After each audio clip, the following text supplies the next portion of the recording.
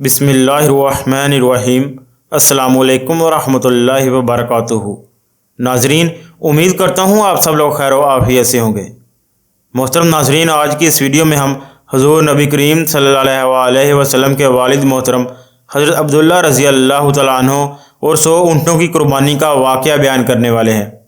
لہٰذا ویڈیو کا باقاعدہ آغاز کرنے سے پہلے آپ سے گزارش ہے کہ ہماری اس ویڈیو کو اینڈ تک مکمل ضرور دیکھیے گا، اور اگر یہ ویڈیو اچھی لگے تو اس ویڈیو کو لائک ضرور کیجیے، اور اس طرح کی مزید ویڈیوز دیکھنے کے لیے ہمارے اس چینل کو سبسکرائب بھی کر لیجیے۔ محترم ناظرین، سب سے پہلے آپ کے ساتھ اس سارے واقعہ کا پس منظر بیان کرتے ہیں۔ محترم ناظرین، حضرت محمد مصطفیٰ صلی اللہ علیہ وسلم حضرت اسماعیل علیہ السلام کی اولاد میں سے ہیں۔ اسماعیل علیہ السلام کی خاطر جب اللہ تبارک و تعالیٰ نے زمزم کا کنواں جاری کیا تو قبائل جرہم اور کیاز کے خانہ بدوش سیدہ ہاجرہ کی اجازت سے وہاں آ کر رہائش پذیر ہوئے۔ کعبہ کے متولی اسماعیل علیہ السلام اور ان کی اولاد رہی۔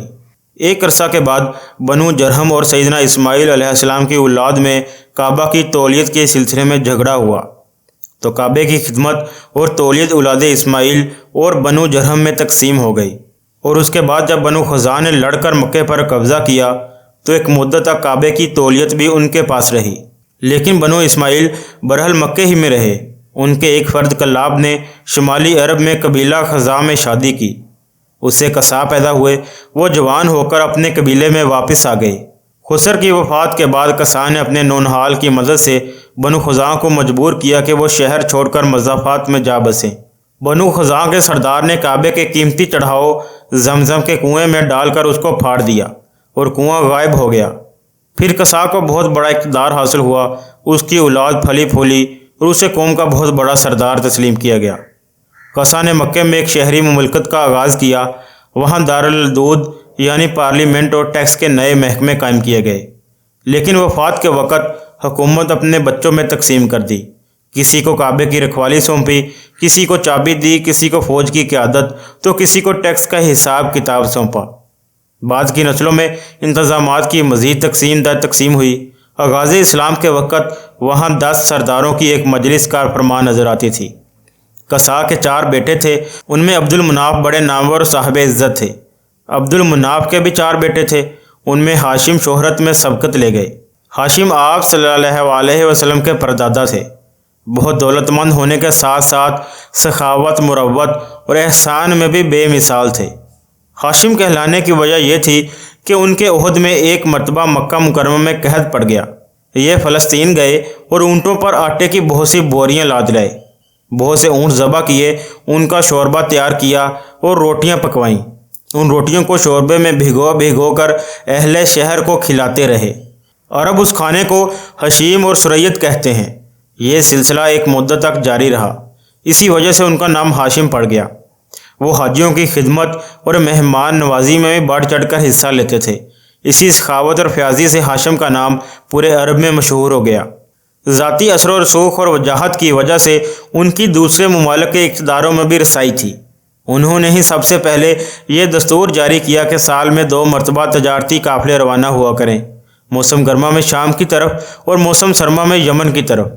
چنانچہ اسی دستور کے مطابق دونوں موسموں میں قافلے روانہ ہوتے تھے۔ محترم ناظرین، سورہ قریش میں اللہ تبارک و تعالیٰ نے قریش کو یہی انعام یاد دلایا ہے، کیونکہ قریش اللہ تبارک و تعالیٰ کی رحمت سے موسم سرما اور موسم گرما کے عادی ہو گئے۔ ان کو یہ بات سمجھ میں آ گئی کہ اس نعمت کے شکریہ میں اللہ تبارک و تعالیٰ کی عبادت کرنی چاہیے، جو اس گھر کا مالک ہے، اور اس نے انہیں بھوک میں کھانا دیا اور خوف سے امن بخشا۔ نجاشی ہاشم کی بے حد خاطر مدارت کرتا اور تحفے تحائف بھی پیش کرتا۔ کیسر روم بھی ان سے بہت مہربانی سے پیش آتا تھا۔ ہاشم نے یمن اور روم کی حکومت سے قریش کے تجارت کے قافلے کی حفاظت کا حکم حاصل کیا، اور یہ ان کے اعلیٰ تدبر کا نتیجہ تھا کہ تمام راستے قریش کے تجارتی قافلوں کے لیے محبوس ہو گئے۔ اس طرح مکہ مکرمہ بین الاقوامی تجارت کا مرکز بن گیا۔ اس سے خانہ کعبہ کی زیارت اور فریضہ حج عام ہو گئے، اور مکی زبان بھی ملک کے چاروں طرف سمجھی جانے لگی۔ ان قریشی قافلوں اور سالانہ میلوں کی وجہ سے جزیرہ نمائے عرب میں ایک معاشی مرکز پیدا ہو گیا۔ ان سالانہ میلوں میں قریش کو سرمایہ دارانہ تجارت اور قافلوں کی حفاظت کے سلسلے میں بہت اہمیت حاصل تھی۔ اس طرح مکہ مکرمہ تجارتی مرکز بنا۔ جس نے سیاسی مرکزیت کا راستہ کھولا جو کہ اسلام کا کارنامہ بننا تھا۔ محترم ناظرین، 197 عیسوی کے چند ماہ بعد ہاشم کی بیوی سلمہ بنت عمر کے ہاں مدینہ منورہ میں شیبہ یعنی عبد المطلب پیدا ہوئے۔ بچے کے سر میں کچھ بال سفید تھے، اس لیے ان کا نام شیبہ رکھا گیا۔ شیبہ کا مطلب ہے بوڑھا۔ ہاشم کی وفات کے بعد ذمہ داریاں ان کے بھائی مطلب نے سنبھالی تھیں۔ گویا مطلب شیبہ کا چچا تھا۔ اس کی وفات کے بعد شیبہ نے رفع داستکایا کی ذمہ داریاں خود سے سنبھالی۔ انہوں نے حبشہ یمن کے درباروں میں اپنی قوم کی نمائندگی بھی کی۔ ان کی ملکیت میں قدرتی چشمہ بھی تھا۔ ایک خواب میں انہیں ایک اشارہ ملا کہ فلان جگہ کھود کر غائب شدہ زمزم کا کنواں برآمد کریں۔ کھولتے وقت اس سے انہیں دفن شدہ خزانہ بھی ملا جو کعبے کے چڑھاؤ پر مشتمل تھا۔ عبد المطلب کو زمزم کی ملکیت کے لیے بہت دشواریاں پیش آئیں، مگر اہل شہر امن پسند تھے۔ انہوں نے طے کیا کہ کسی غیر جانبدار حاکم سے فیصلہ کرا لیا جائے۔ عبد المطلب نے یہ بات مان لی، لیکن پریشان بھی تھے، اس لیے منت مانگی کہ اگر اللہ تبارک و تعالیٰ نے مجھے 10 بیٹے دیے اور وہ بلوغت کو پہنچے تو میں ان میں سے ایک کو کعبہ میں جا کر اللہ تبارک و تعالیٰ کے لیے قربان کر دوں گا۔ جب 10واں بیٹا بھی بلوغت کو پہنچ گیا تو عبد المطلب کو منت یاد آئی، تو انہوں نے بیٹوں کے بارے میں قرعہ ڈالا کہ جس کا نام نکلے اسے قربان کر دیں۔ قرعہ نبی کریم صلی اللہ علیہ وسلم کے والد محترم حضرت عبداللہ کے نام نکلا۔ عبد المطلب کو دیکھ کر رشتہ داروں اور دوستوں نے دخل اندازی کی اور انہیں مشورہ دیا کہ وہ کسی خاتون عرفہ کے پاس جا کر حل دریافت کریں۔ چنانچہ عبد المطلب ایک عرفہ کے پاس گئے۔ اس نے معاملہ سن کر مشورہ دیا کہ بیٹے اور 10 اونٹوں کے درمیان قرعہ ڈالو، اگر عبداللہ کا نام نکلے تو مزید 10 اونٹ بڑھا دو۔ اس طرح خون بہا کے مقدار میں اضافہ کرتے جاؤ یہاں تک کہ قرعہ خون بہا پر نکلے۔ انہوں نے قرعہ اندازی شروع کی۔ قرعہ ہر بار عبداللہ کے نام نکلتا رہا۔ یہ 10 اونٹ ہر بار بڑھاتے گئے۔ جب 100 اونٹ پورے ہو گئے تب قرعہ اونٹوں کے نام نکلا۔ عبد المطلب نے 3 بار ایسا کیا تاکہ اطمینان ہو جائے۔ ہر بار 100 اونٹوں ہی کا قرعہ نکلا۔ اب انہیں اطمینان ہو گیا کہ یہی اللہ عز و جل کو منظور ہے۔ اسی طرح حضرت عبد المطلب نے حضرت عبداللہ کے بدلے 100 اونٹوں کی قربانی دی۔ محترم ناظرین، زمزم کے کنویں کی ملکیت حاصل کرنے کے علاوہ عبد المطلب کی زندگی کا دوسرا اہم واقعہ بھی آپ کے پیش نظر کرتے چلیں۔ محترم ناظرین، ابرہہ ایک عیسائی سردار تھا۔ شاہ حبشہ نجاشی کی طرف سے یمن کا حاکم تھا، جس نے ایک مرتبہ بیت اللہ پر حملہ کیا۔ اس نے دیکھا کہ اہل عرب حج کے لیے مکہ مکرمہ جاتے ہیں اور خانہ کعبہ کا طواف کرتے ہیں، تو اس نے عیسائی مذہب کے نام پر یمن کے شہر صنعا میں ایک عالی شان گرجا بنوایا۔ عرب میں اس گرجے کی خبر مشہور ہو گئی۔ قبلہ کنعانہ کا ایک آدمی وہاں گیا اور گرجا میں گندگی پھیلا کر بھاگ گیا۔ ابرہہ نے غصہ میں آ کر قسم کھائی کہ کعبہ کو ڈھا کر ہی دم لوں گا۔ چنانچہ وہ لشکر جرار لے کر مکہ مکرمہ کی طرف روانہ ہوا۔ راستے میں عرب کے جس قبیلے نے بھی مزاحمت کی تو ابرہہ نے اسے تہس نہس کر ڈالا، یہاں تک کہ وہ مکہ معظمہ کے قریب پہنچ گیا۔ وہاں کے لوگوں کو اپنے ارادے سے خبردار کرنے کے لیے اس نے اہل مکہ کے جانور پکڑ لیے۔ ان جانوروں میں عبد المطلب کے 200 اونٹ بھی شامل تھے۔ عبد المطلب کو ابرہہ کی چڑھائی کی خبر ملی تو وہ خانہ کعبہ کی دیواروں سے لپٹ گئے اور رو پڑے۔ اللہ تبارک و تعالیٰ سے گھر کی حفاظت کی دعا کی۔ قریش کے چند سرداروں کو لے کر ابرہہ سے ملنے کے لیے گئے اور اسے اپنے اونٹوں کی واپسی کا مطالبہ کیا۔ ابرہہ ان کی باتیں سن کر حیران ہوا اور بولا، تم نے اپنے اونٹوں کی واپسی کی تو بات کی، لیکن کعبہ کے متعلق ایک لفظ بھی نہیں کہا۔